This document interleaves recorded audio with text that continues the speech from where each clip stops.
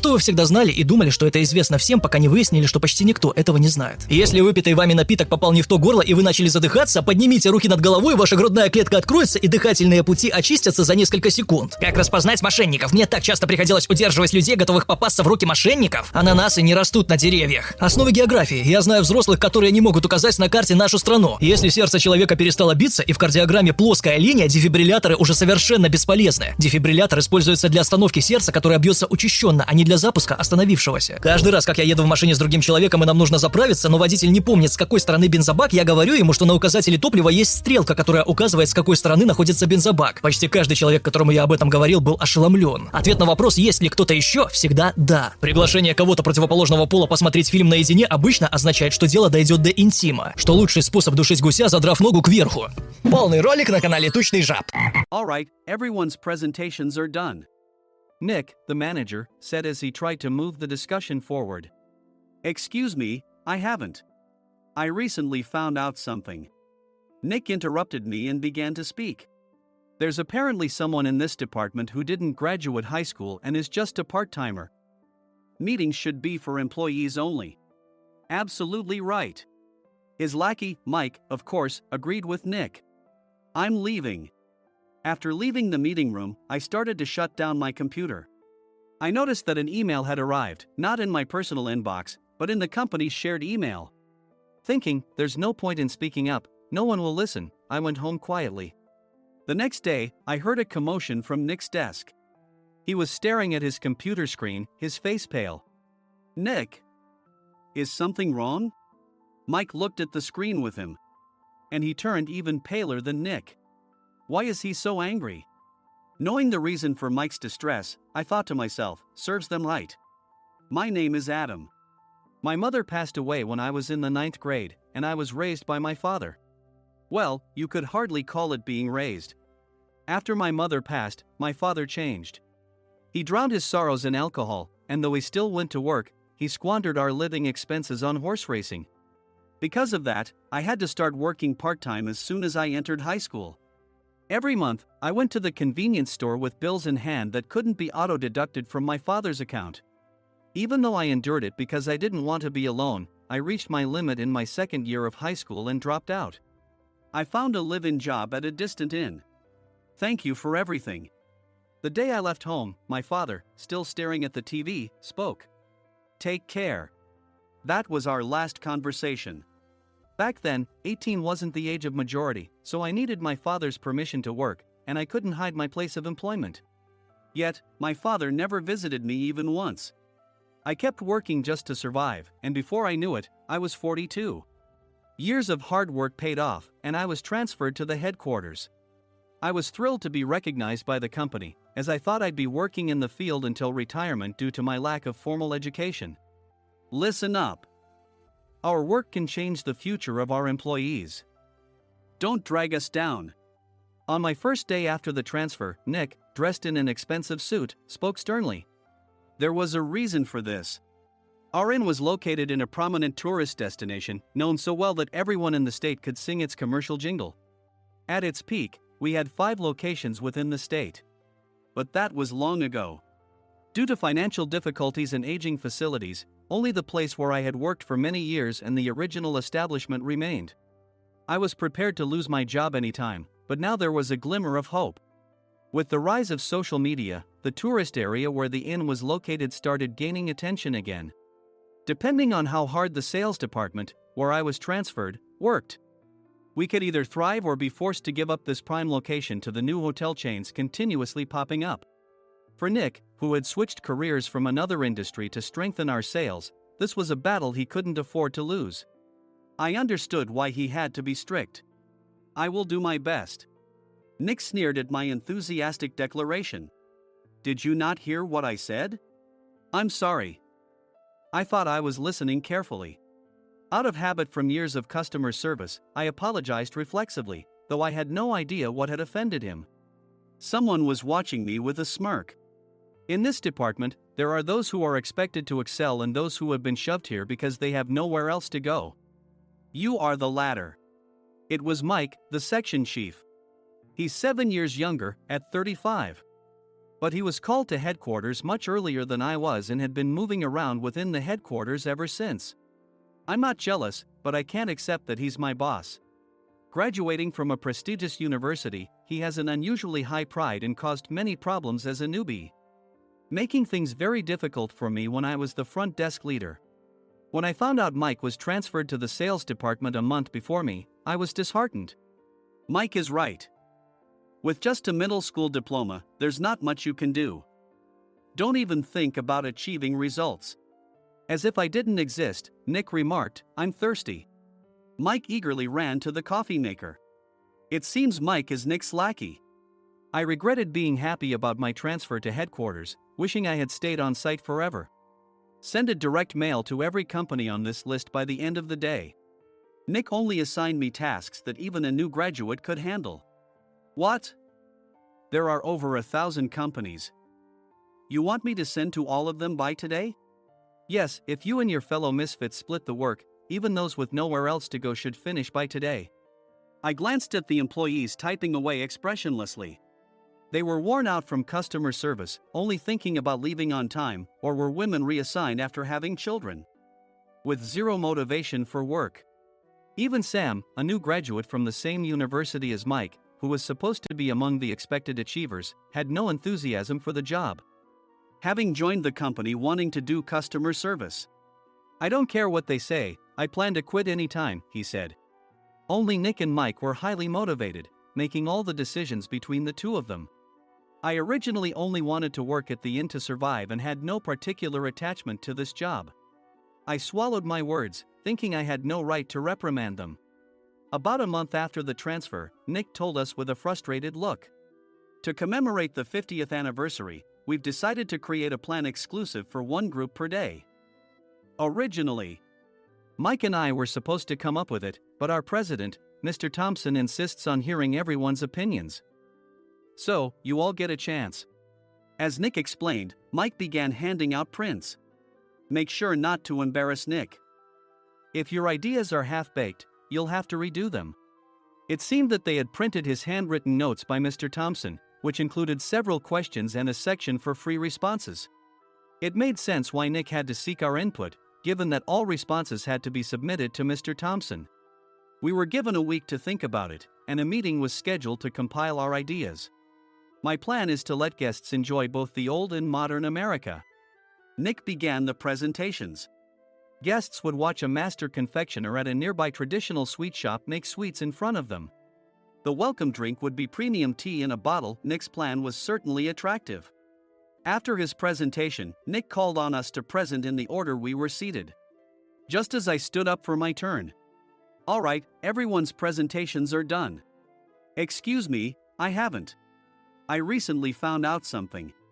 Nick interrupted me. "There's someone in this department who didn't graduate high school and is just a part-timer."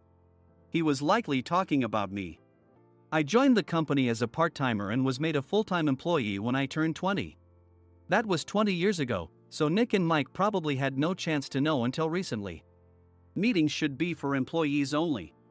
Absolutely right. After that, Nick kept creating opportunities to solicit everyone's opinions, purposefully excluding me from speaking. The meeting unexpectedly heated up and went past the scheduled end time. A few people asked to leave, and the discussion continued with the remaining few. "Still here?" Normally, you'd leave in that situation. Though I had no attachment to the job initially, hearing kind words from customers made me want to make them happier. For someone like me, with nowhere to go, the inn was my home and customer service was my life. I felt pathetic about my current self. "I'm leaving." I left the conference room and started shutting down my computer. I noticed an email had arrived, not in my personal inbox, but in the company's shared email. Thinking no one would listen to what I had to say anyway, I quietly went home. The next day, while preparing the DM as instructed, I heard a commotion from Nick's desk. In his haste to stand up, he hit his knee on the desk. He stared at his computer screen, his face pale. "Nick, what's wrong?" Mike, thinking he should be the first to rush over, approached Nick while still wearing his coat. He peered at the screen with Nick. And he turned even paler than Nick. Why is he so angry? Who is responsible for this company? Nick, more irritated than ever, asked, and Mike answered without checking. Probably Sam. Sam wasn't there because he was attending a morning training session for new hires. Nick gave up on getting angry and returned his gaze to the screen. They were looking at an email that arrived right after the end of the working day yesterday. Apparently, no one, including me, had checked it before leaving. The email was from a large company that used us for their annual employee trips. The president and executives of that company also frequently used our services personally.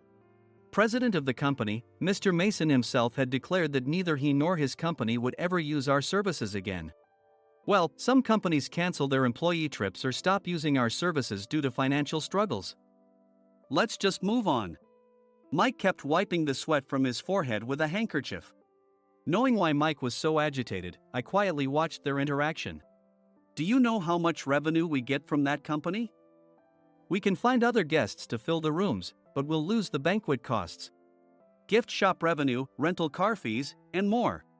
Moreover, the gifts were supposed to be prepared by the traditional confectionery shop involved in Nick's proposed plan. If it's known that we incurred such a huge loss at this critical time, Nick's position in the company would be jeopardized. Nick took a deep breath, seemingly trying to calm himself. All right, Mike. Go to New York right now and apologize to Mr. Mason. What? You're coming with me, right? I have urgent work to do. I trust you, which is why I'm entrusting this to you. Please. Mike, believing Nick's sincerity, agreed with a determined look on his face, saying, yes. That's Nick for you. Even if Mike went to apologize, Nick would shift all the blame onto him if the client didn't change their mind. Well, it was Mike's fault to begin with, so it served him right. About 3 hours later, Sam answered a call from somewhere and repeatedly apologized, saying, I'm very sorry. Everyone watched to see what was happening. After ending the call, he informed Nick with a weary tone. When Mike arrived at the client's company, he only made things worse, further infuriating Mr. Mason. He was demanding, get his boss here immediately. It was no wonder Sam was exhausted, dealing with such a call right after returning from training. What is that idiot doing? All right, Adam, you're coming with me. If sacrificing Mike didn't work, then I must be next. Normally, I'd want to refuse at all costs, but I saw an opportunity in this situation. If I can be of assistance, I'd be happy to join you. I immediately followed Nick, and we flew to New York. When we introduced ourselves at the reception, it became clear how serious the situation was, as the receptionist personally escorted us to the president's office. Angry voices leaked through the door, making both Nick and me uneasy. Excuse me. I'm Nick, the supervisor. I understand my subordinate has caused you trouble, and I deeply apologize. Nick, with his experience in the corporate world, knew enough to offer an apology before excuses. However, his customer service skills left much to be desired. I sighed as I saw Mike trembling like a small dog in the corner of the room. What kind of training are you giving your subordinates? Mr. Mason glared at Nick with a red face. The intensity of his gaze made even Nick take a step back.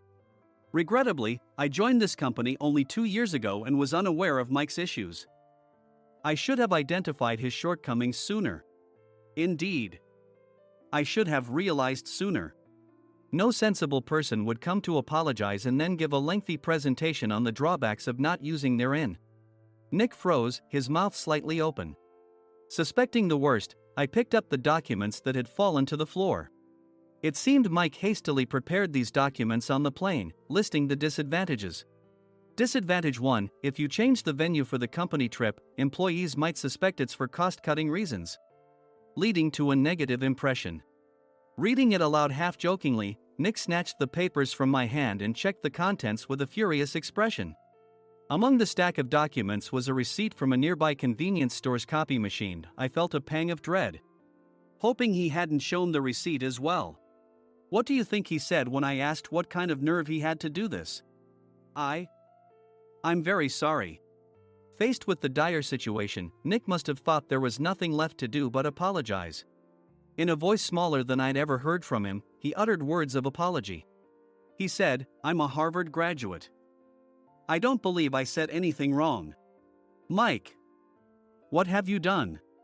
Forgetting his plan to pin the blame on Mike, Nick yelled loudly, even in front of Mr. Mason. "I didn't do anything wrong." "You're still saying that? Look at him." Mike pointed at me with a shaking hand. "I was assigned to headquarters in my 20s and now I'm a section chief. This guy only made it to headquarters at 42. Everything I've done proves I was right. So why are we losing the contract?" Having said his piece, Mike collapsed to the floor. "Of course. You were sent there because you had nowhere else to go." Mike never expected to hear such words from someone he looked down upon. He lunged at me, and Nick hurriedly stepped in to stop him. "Mr. Thompson told me Mike is a quick thinker, and to take good care of him." There's no way he was pushed aside. "Don't make things worse here. He didn't say quick thinker, he said only quick-witted, didn't he?" I don't remember that part." I recalled the many troubles Mike caused when he was a newbie. When Mike was on the front line, his pride was so high that he never apologized to customers. Customer service, especially in our job, doesn't work alone. It brings both good and bad situations. If the front staff or housekeepers made mistakes, or the cleaning company didn't properly clean a room, one had to apologize to the customers regardless of personal fault. Mike, in such situations, would never apologize, insisting he wasn't at fault. This often angered customers, and as the front desk leader, I frequently had to apologize on his behalf. He caused complaints and disrupted operations, which is why he was quickly moved to headquarters. In departments where he didn't interact directly with customers, his quick thinking was beneficial and things went well. But it seemed his flaws were starting to show. Corporate reservations are supposed to be entered into the system by the sales representative. But a quick check yesterday revealed that more than 10 items were missing from the client's reservation. The handover document clearly stated what needed to be prepared. Why didn't you enter it into the system? Why do we have to give them special treatment? Filling rooms near the banquet hall, setting up all the food in advance. Specifying the brand of wine, they're too demanding. No wonder he always angered customers, I thought, feeling a headache coming on. Grouping them in rooms near the banquet hall is for our benefit too. It makes it easier for the staff to set up beds and serve breakfast since everyone's schedule is synchronized. As for the other requests, Mr. Mason suggested them to lighten our load. I didn't know that. Nick finally seemed to realize that Mike was the one who had angered the client. What did you say to them? I just told them we wouldn't give them special treatment anymore. We shouldn't waste effort on things that don't bring in money. I was utterly exasperated at his lack of understanding of customer service. Of course, we shouldn't comply with unreasonable demands. But carrying over successful practices from past stays makes customers feel remembered and enhances their experience. Good memories encourage repeat visits. That's part of our job. I looked down at Mike, who was sitting on the floor. In our job, nothing is a waste. Mr. Thompson likely moved you to the sales department, hoping you'd finally understand this. How do you think he feels now that you've failed to meet his expectations? Mike, tears in his eyes, fled the president's office. I was amazed he still hadn't apologized. You have it tough, Adam. It's okay, we're all employees of the same company. I deeply apologize for this disrespectful incident. Especially after all the care you've shown us. If it weren't for you, Adam, I really would have stopped staying here. When I heard you were moving to the sales department, I was willing to reconsider if you handled it. Seeing us talk so amicably, Nick's face contorted. Do you two know each other? Adam's service is excellent. I always requested him specifically. Normally, we don't accept specific staff requests, but we made an exception for Mr. Mason, adjusting my shifts accordingly. He had personally stayed at our hotel just before my transfer, and during casual conversation, I mentioned, I'm moving to the sales department soon. If I hadn't told him then, things could have been much worse. Please continue to take care of us. I look forward to it. On the return flight, Nick awkwardly offered me a can of beer. It's still working hours. Of course, I had no intention of forgiving him for a single beer. Nick might try to pin everything on Mike and avoid any consequences. While pondering this, a startling fact came to light. Nick, the tea bottles for the plan have arrived. I handed Nick a bottle labeled with our inn's name. They look good. What are you talking about? These are plastic bottles. I had assumed we would use the trendy, high-end bottling tea. But what arrived were ordinary plastic bottles of tea with customized labels. The only unique aspect was the label, which had the inn's name, making it look customized. Upon further investigation, I discovered that a substantial amount of money was set to be paid to the tea company. It was priced like bottling tea. Does this plastic bottle really cost $100 each? The tea inside is specially blended for us. The extra cost is for that. Wouldn't it be better to use another tea company? Or is there a specific reason we must use this one? As Nick continued to make excuses, I showed him a printed email. I informed the tea company's president, Mr. Mitchell, that we discovered irregular payments and he confessed. He said you two were high school classmates and planned to split the extra money. That idiot. Why did he confess? That's not important. You should worry about yourself, this could turn into a police matter. Opening the bottle cap, I suggested. How about calming down with this tea? It supposedly has a relaxing effect. Nick drank the tea frantically. In the following days, decisions were made about their fates. Mike was reassigned to the General Affairs Department, with no chance of transfer or promotion, as per Mr. Thompson's orders. As for Nick, since the payment to the tea company hadn't yet been made, he narrowly avoided legal trouble. Instead, he was encouraged to leave the company, and to avoid further complications, Nick submitted his resignation. Rumor has it that connections between HR departments have made it difficult for him to find new employment. Even though it was good to have those two gone, something unexpected happened in the sales department. Everyone became motivated and united in refining the 50th anniversary plan. In the end, my plan was adopted. We collaborated with the Tourist Information Center to provide personalized guides. The plan, tailored to the number of guests, was truly special for the 50th anniversary. Hey, is Adam's family coming to stay? I immediately booked that special plan for my family. Sam noticed it on the reservation list and quickly picked up on it. Yes, I'm inviting my father. That's great. I might invite my parents too. I lacked the courage to face my father just as Adam. But here, with the confidence Mr. Mason praised, I felt ready. The 50th anniversary plan was a perfect opportunity to reconnect with my father. I hoped to bring back the days when we could laugh together as we once did.